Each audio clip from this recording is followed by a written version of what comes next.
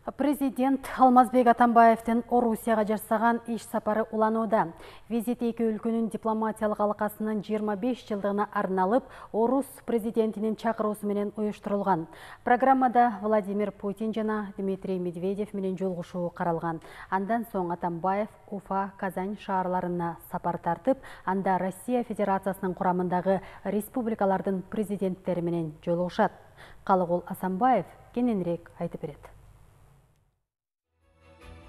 Бишкектен Москвага чейинки аралык 3700дөн ашуун чакырымды түзөт. Жол жүрүү 4,5 сааттык убакытты талап кылат. Өлкө башчысынын Москвага сапары алгачкы ирет уюштурулган жок. Бирок бул жолку визит мурдагыларынан кескин айырмаланат.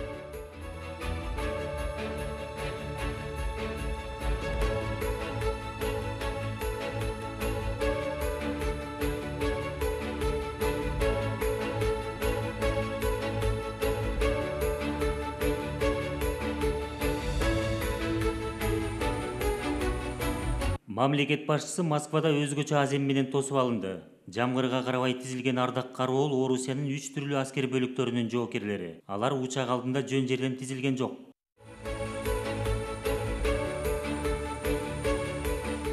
Алмазбек Атамбаев Москвага бир нече ирет барган. Бирок дал ушундай азем менен аны алгачкы ирет тосуп алышты. Себеби бул жолку иш сапар мамлекеттик макамга ээ, визиттердин эң жогоркусу болуп саналат.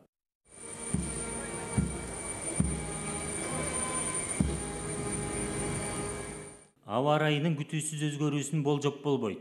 Жамгыр тез басылып, күн чайыттай ачылды. Кыргыз-Орус алакасы Москванын аба ырайындай туруксуз эмес. Кызматташтыктын бекемделген. Кыргызстан менен Орусиянын дипломатиялык алакасы 1992 жылы 20 мартта түзүлгөн. Эки өлкөнүн аскерий кызматташтыгын Бишкек маанилүү багыттардын бири деп эсептейт. Өнөктөш мамлекет Кыргызстанга ири көлөмдө курал жарактар менен техникаларды жөнөтүүдө. Экономикадагы алака да бекемделип жатат. 2017 жылдын алгачкы 3 айындагы товар жүгүртүүнүн көлөмү 327 миллион долларды түзгөн. Бул былтыркы жылдын 3 айына салыштырмалуу 61 миллионго көп дегенди билдирет. Россиянын 85 субъектисинин ичинен 76 аймагы менен Кыргызстандын соода-экономикалык байланышы бар. ЕАЭПке кошулуу менен мигранттар менен катар Кыргызстанга акча которуулар да көбөйгөн.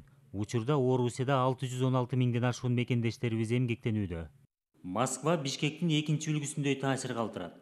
Шаарды аралап жатып, сөзсүз кыргыз жаранын жолуктурууга болот. Мекендештерибиздин оор жумуштарда иштеген күндөрү артта калгандай. Алардын ордун башка коңшу өлкөнүн атуулдары толуктоодо. Эсепчи, тигүүчү, ашпозчу сыяктуу кесипти аркалаган кыргызстандыктар арбын. Алардын катарында Шамырбек Камбаралы уулу да бар. Ушу таможенный союзга кирген аябай чоң пайдалар болду, жакшы жактары. Патенттер, бардык нерселер жоюлуп, жакшы мына. Кыргыздар свободный жүрүп калды мына жерде. Документ текшергенде ham сразу эле кой берип, кыйла жакшы жактары бар да, болуп атат. В прошлом году кыргызстанцы перевели 2 миллиарда долларов. Былтыр кыргызстандыктар өз өлкөсүнө 2 миллиард доллар которушкан. Бул улуттук валютанын кунунун төмөндөшүн эске алганда чоң сумма. Биздин бюджеттин киреше бөлүгүнөн жогору болуп турат. Россия Кыргызстандын маанилүү өнөктөшү. Экономикада гана эмес, башка тармактарда да. Кыргызстан нацелен на долгосрочное плодотворное сотрудничество с Россией. Кыргызстан Россия Федерациясы менен узак мөөнөттүү, пайдалуу кызматташтыкка багыт алган. Коопсуздук жаатында да алака жөнгө салынган. Ооганстандагы түрдүү экстремисттердин, террордук уюмдардын коркунучун эске албай коюу мүмкүн эмес. Маданий гуманитардык кызматташтык, маалымат алмашууда эки тарап үчүн ыңгайлуу. Алмазбек Атамбаев президенттик кызматты аркалап турган 6 жылга жакын убакыттын ичинде Владимир Путин менен 20дай жолу пикир алышкан. Ал иш сапарлардын, эл аралык саммит форумдардын жүрүшүндө болгон. Саналуу айлардан кийин мамлекет башчылыктан кете турган Атамбаев мөөнөт аяктагандан кийин өлкөдөгү башка маанилүү кызматтарды ээлебестигин жарыялап келет. Ошентсе да бул Кыргыз-Орус алакасын өзгөртпөйт. Салтка айланып калган кызматташтык мындан ары да улана берет. Иш сапардын алкагында алгач Атамбаев менен Путин бейформал жолугушуу өткөрүштү. Кыргызстан менен Орусиянын маданий, тарыхый жакындык бириктирип турат. Эки элдин тагдыры, кайгысы айрыкча улуу ата мекендик согушта кайчылашкан.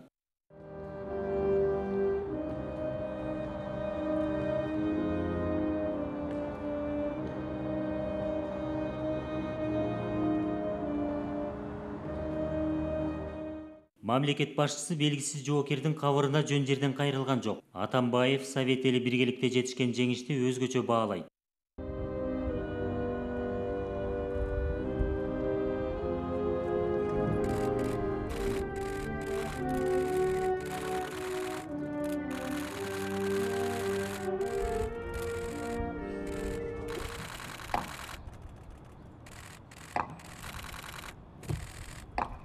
Ар бир 5-чи же 363 миң кыргызстандык майданга аттанган. Алардын 90 миңи согушта курман болушкан. Андыктан белгисиз жоокердин кабырында Кыргызстандын да гимни жаңырды.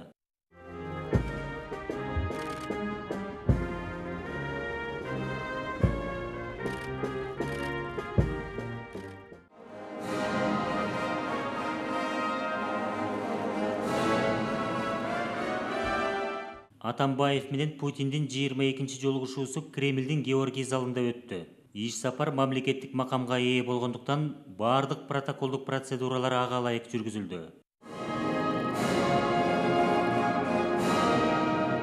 Москвада Кыргызстандын гимни 3 рет жаңырды. Кремлде өзгөчө салтанат менен аткарылды. Президентти көптөгөн адамдар коштоп барды. Расмий делегациянын катарында эле 17 адам бар. Мекемелердин жетекчилери, депутаттар, президенттик аппараттын өкүлдөрү.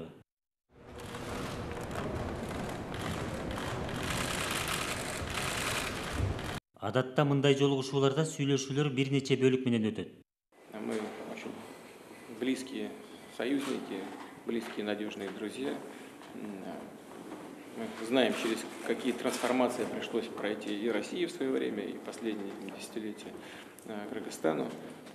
Очень надеемся на то, что период такой нестабильности, он же в прошлом, благодаря усилиям Алмаза Шаршеновича, ситуация не только нормализовалась, но и, на мой взгляд, приняла такой необратимый характер в направлении позитивного развития. Я хочу вас с этим поздравить и хочу выразить надежду, что все, что заложено вами было за годы вашего президентства, которое завершается в ближайшие месяцы, все будет продолжено, и мы будем идти по этому пути укрепления двухсторонних связей и ситуации в регионе в целом.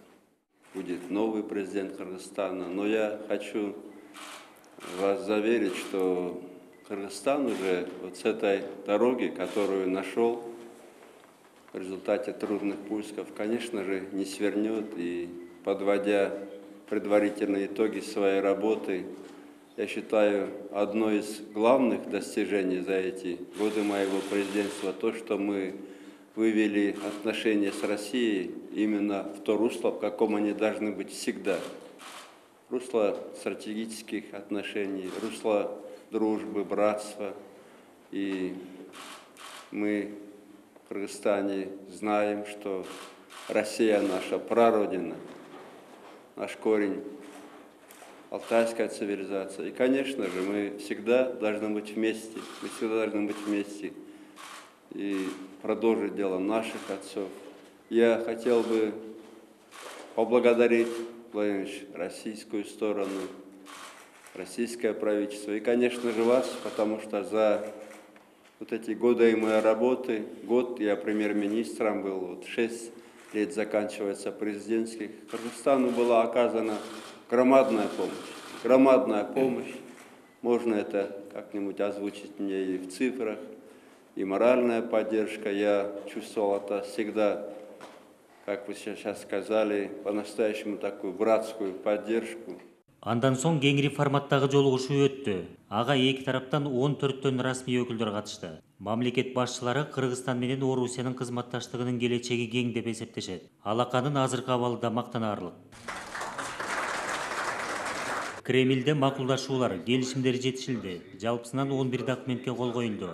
Алардын эң негизгиси биримдикти жана стратегиялык өнөктөштүктү бекемдөө декларациясы. Ошондой эле аскердик техникалык кызматташтыкты арттыруу келишими, тиешелүү мекемелердин миграция жаатындагы өкмөттөр аралык келишими, Кыргызстандын Россияга болгон карыздарын жөнгө салуу сыяктуу документтер бар. Калыгул Асанбаев, Канат Каниметов, Тилек Эркин уулу, Коомдук 1 канал.